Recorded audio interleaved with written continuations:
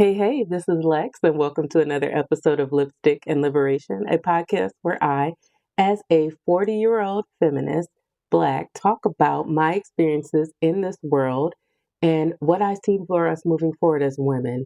Thank you so much for joining and coming back, as I say every week. So, with my lipstick, as with misogyny, I always get the shade right. It has been so wonderful to have a break. I spent some time away celebrating my mom's 65th birthday. And I really want to say it's so important for us to celebrate the women in our lives. It's something we really have to do more because I think that we don't spend enough time celebrating women, the work that they do, the things that they do to protect us and to keep us. And so I was so happy to have that time to spend with my mom and to reflect back on her girlhood and her womanhood. So many times we think of our mothers just as the people who raised us, and we don't take time to think of how they got here, how society changed and shaped them into the people that eventually parented us. I think one of the things that I really realized looking back at her pictures is that, she was one of the first in her generation to be able to have a bank account and a credit card by herself, without a man. And, she got married and she was married to my father until he passed away. And just knowing that she had four children, that this was the life that was shaped by her by a society that allowed her to have those rights. And yet there was still so much that she had to navigate as a woman. It gave me pause. It's great to be able to look at the women that came before you and see what they were able to accomplish with the rights they had. And it's also sobering because we realize we're losing some of our rights. And that is so sad and so scary. The things that my mom, just had got access to are slowly being taken away from us. So taking time to reflect on her as a person and her journey as a woman was really, really, it was fulfilling for me. It really filled me in a way that I did not imagine it would. And I'm so grateful for her life, which begat my life. And so, and so always I'm asking myself, like, how can I, my mom, what she went through, that pushed things forward to me. I don't have a daughter, so how can I push things forward for women in general?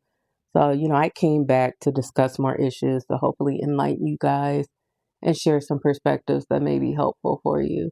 I wanted to start out, there was this Instagram model. She was saying that a NBA player flew her out to Turks and Caicos and refused to send her back home because she would not have a relationship with him that was sexual, which was the expectation that he had. And there were so many people supporting the player. And I think so many people still see women as property, still refuse to acknowledge that women do not have to have sex with you no matter what you do.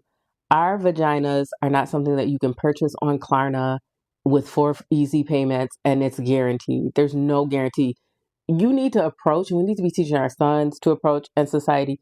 If a woman wants to share her body with you, that is her choice. And she can choose to do so for whatever reason, and she could choose not to do so for whatever reason. And you guys have to stop thinking that we are property, that you can purchase us and acquire us.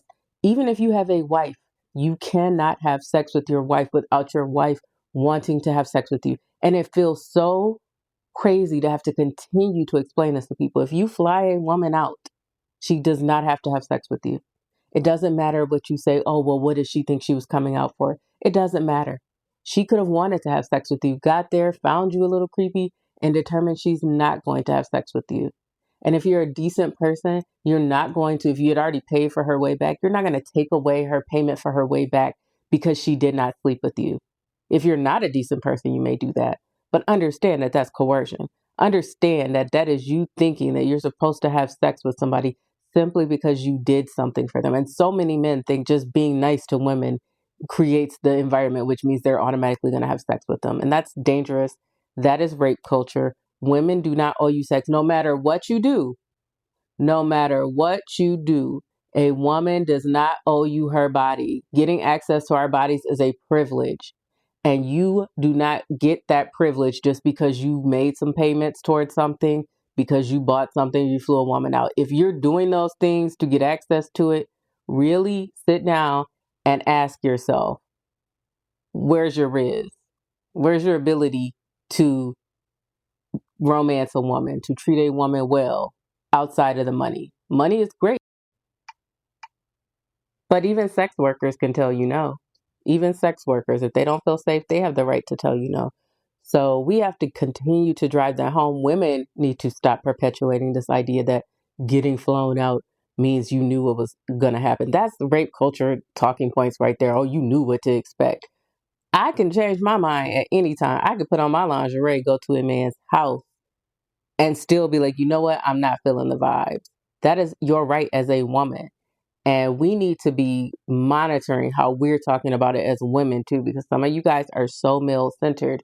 You are perpetuating rape culture right along with men. Men don't have a right to your body, no matter what they do. Tell yourself that. Get up and tell yourself that in the mirror every day if you have to, so you can get it through your head as a woman. A man doesn't have a right to your body, no matter what he does. That is yours to share. That belongs to you. Your body belongs to you, not to the man who flew you out to Turks and Caicos. It does not belong to him. So I just wanted to drive that home because I just found that so distressing. So many people were, stating that. Another topic that was really, really prominent today on Black Twitter was they were talking about a creator for Ridiculous was saying that women could train men to be or detrain men into being bad boyfriends. Let's completely eliminate the idea that women have any impact on men's behavior overall. Like they don't. If women could train and detrain men, we wouldn't have domestic abusers. We would not have rapists. All of that stuff would not exist. We don't have that power. The illusion that you have that power puts men's bad behavior back on you. Please understand that a man treats you as good as he wants to treat you, and that's it. And if you don't like it, you have to leave. You have to leave. That is how so many women who are in domestically violent situations wind up staying and thinking that they can fix the guy that they're with because they think, well, if I just am nicer to him, if I'm more compassionate, if I tell him good job when he does the right things, then he may stop doing that. The idea that you can train a man and not that men have already decided how they're going to treat you and they will continue to treat you that way, you're going to get yourself trapped. Please do not listen to men, period, about other men overall. I would say the only man that it might be somewhat safe to listen to about other men is perhaps your father if you have a good relationship with him. He may not be eloquent, but he might tell you more so what men are like than other men will. Other men are going to tell you things that's going to put you in a bad situation because they're all in a pack together to what? What do we say on this podcast? Not hold each other accountable. So another man is going to tell you things about men and manhood that are going to continue to not hold them accountable. They're not going to be in your best interest. You're rarely going to have a man tell you get money. You're rarely going to have a man tell you to secure, a man who could pay all the bills because they don't want that responsibility on themselves. They don't want other women thinking that. And further, when you see them not doing that, they don't want you to say, well, I thought you said this. Well, I thought you said that. No, they're not going to tell you. And this is down to even your brothers.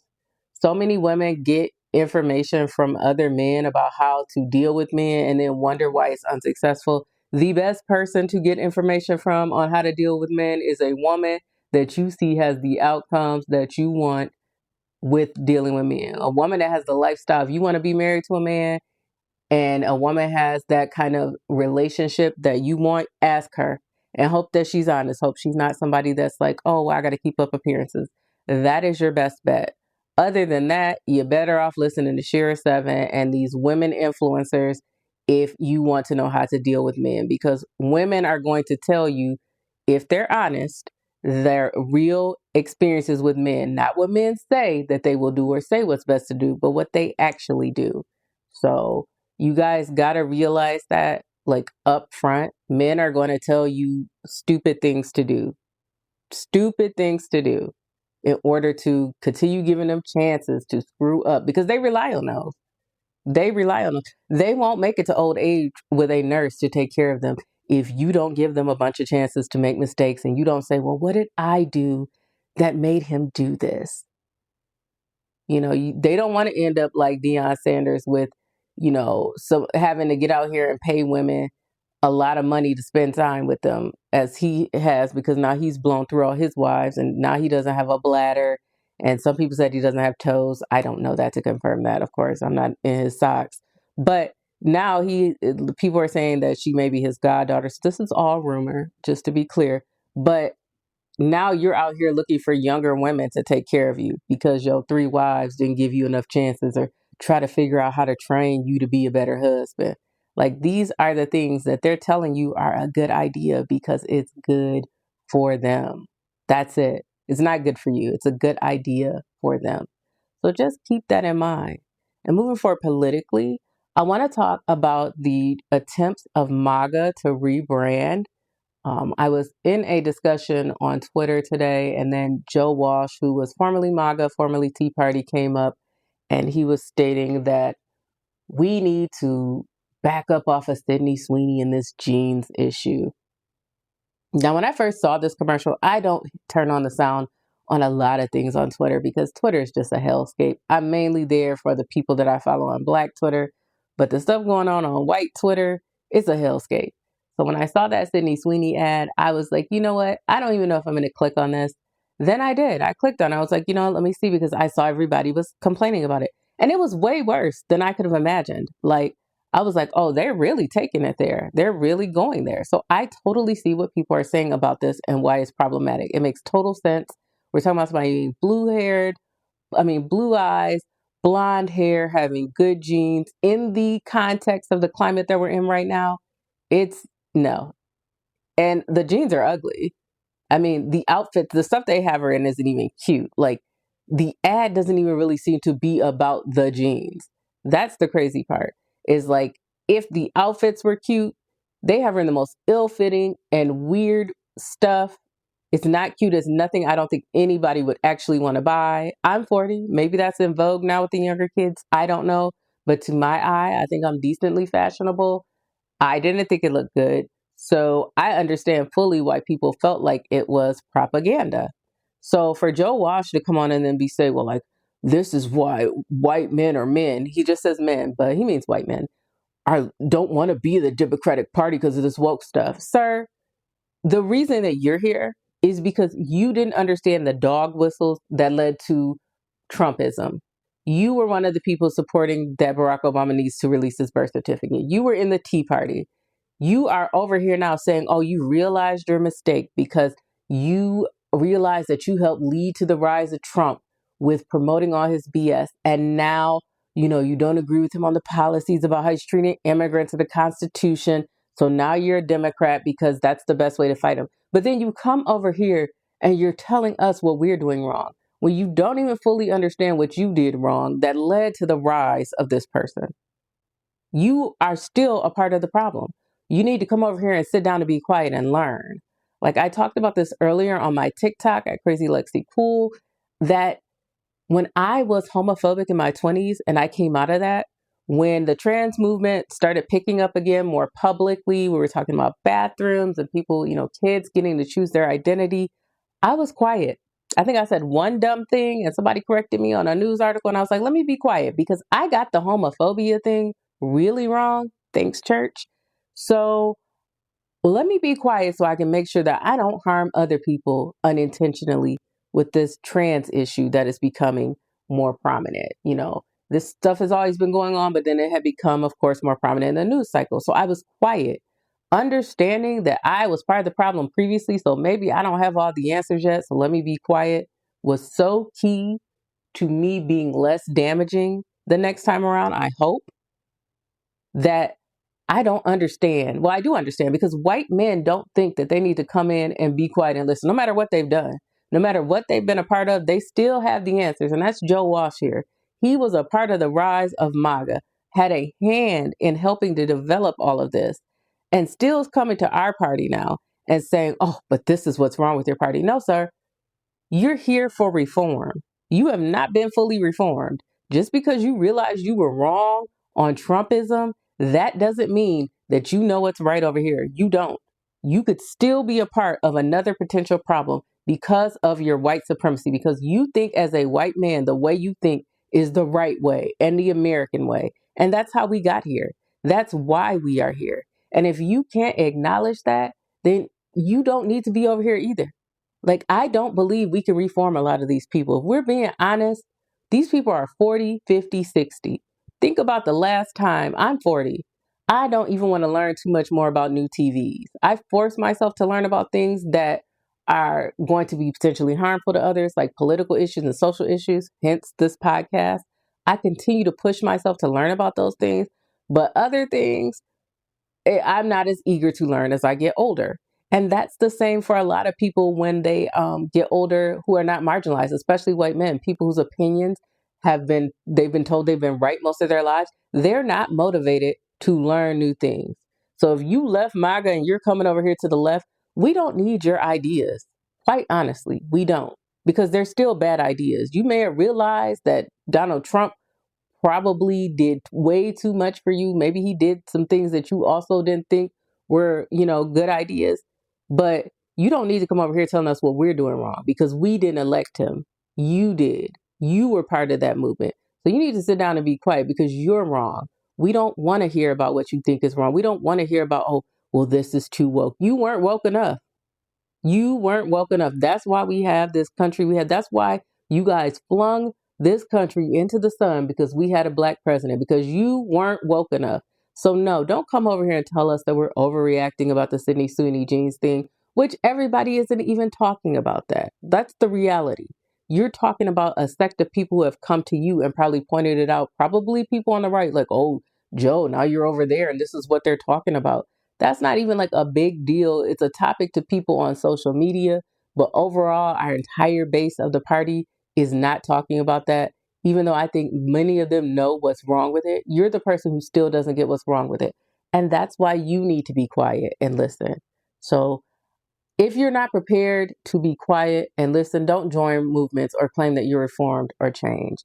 And like I said, I don't think people, after they've had a certain level of privilege for a certain amount of time in their life, are eager to change. They may realize one or two decisions are bad, but they're not going to change the entirety of their personality, which led to, like I said, the election of Donald Trump. So I don't know that we can reform MAGA. I wouldn't even try to reform them. I think the best thing we can try to do is educate people who have not fallen down that pipeline. Of course, we'll take the votes of people who have chosen to not support somebody so outrageously horrible, but reforming them, that is a long shot, and that's not something that I would count on. Every day I get on here hoping that I might change one mind about patriarchy. One. That's a hope. And I believe in that because I know that my mind changed. But I'm a Black woman. I've seen enough in society to understand how pivotal change and mindset can be to the quality of life of others. I don't think a lot of white men see that. I don't. They're used to the power. What's in it for them to change? They'd have to give up power. They'd have to give up power to change. And a lot of them don't want to, no matter how much they don't want to be seen as people who do terrible things. Like, the final thing I'll close out with is this Joey Swole and Hulk Hogan thing. So, Joey Swole is a fitness influencer on TikTok, and he, like a lot of white people, were standing up for Hulk Hogan because a lot of Black people were like, hey, we don't care that he died, which is totally valid. He was openly racist. He was racist multiple times. He said one of his worst fears was karma was going to make him a Black person. I mean, I don't know how you get more racist than saying that you think your punishment is going to be turned into another race of people. But yeah, that's him. That's who he was. And it's so indicative of how white supremacy works, that white people want to be remembered only for the things that they want to be remembered for. And they're like, oh yeah, but if I was racist, that's not that big a deal. Let's not talk about that. No matter how recent the racism is, could have called somebody the N-word right before they killed over. And they don't care, because in a way, and especially, like I said again, with white men, they all expect that racism is just going to be part of their journey, and they don't want to be held accountable for that. They don't. They don't want people talking about that. They just think it's part of their journey. They're not going to work really hard to not make it part of their journey, like by being woke, like Joe Walsh, basically said, we are too woke. If white people would try to be woker, then maybe they wouldn't have to be afraid of how they be remembered. So Joey Swole, basically gets on there and tries to defend Hulk Hogan and winds up outing himself by calling Black people colored and not having the right language. Why doesn't he have the right language? Because he has not been educated. And he doesn't care that he hasn't been educated until now. It has impacted him and his following, because he decided to speak up for another white person. And why did he do that? Because they depend on each other. White people depend on other white people understanding their racism to make it. That's it, and that's all. And he was surprised. The fitness community, there is a wellness to white supremacy pipeline that is in that community. The supplements, you start out working out, then it's the supplements, then you become anti-vax, then suddenly you have a problem with disabled people, and then they got you right to the racism, and you start thinking because you built this amazing body that everything that they've said is true. So this racism stuff, that final level they get you to, it must also be true. So he was relying on those people to have his back when, surprise, surprise, enough of the people who did not fall into that pipeline but still follow him said something, then he had to issue an apology. And apologies are worthless without changed behavior. So whether people or not people still want to deal with him afterwards, I assume will be based on if he does any actual good works. I don't know. Other people, that's my merit on if somebody changes, like to no longer be part of a mindset. I need to see you doing things anti that mindset. If you used to put your hands on women, I need to see you giving money to domestic violence shelters. I need to see you actively supporting resources to help women get out of domestically violent relationships before I'm even willing to consider that you may have changed. So if you are saying were racist and now you're sorry, then I need to see you doing something to combat racism to believe you're sorry. Otherwise, it's worthless. It's clearly about protecting your image and your ego. So with Hulk Hogan, as with anybody, you are the sum of what your actions are. If you were a horrible man in life, be prepared for people to remember that in death. Nobody has to remember you well just because you died. We're all going to die. And you know that. When you are born and somebody explains life and death to you, they let you know that you're going to die at some point. So you know you're going to die. Please make the best of this experience. And if you are an absolutely horrible person to a certain group of people, then do not expect that group of people to show respect to you or your family because you didn't give them that when you were alive. So I'm going to take off. Thank you guys so much for coming back. I appreciate your listening. If you want to subscribe, please do. You can buy me a coffee. You can like my Facebook page, Lipstick and Liberation. I love you guys so much. Have a great night.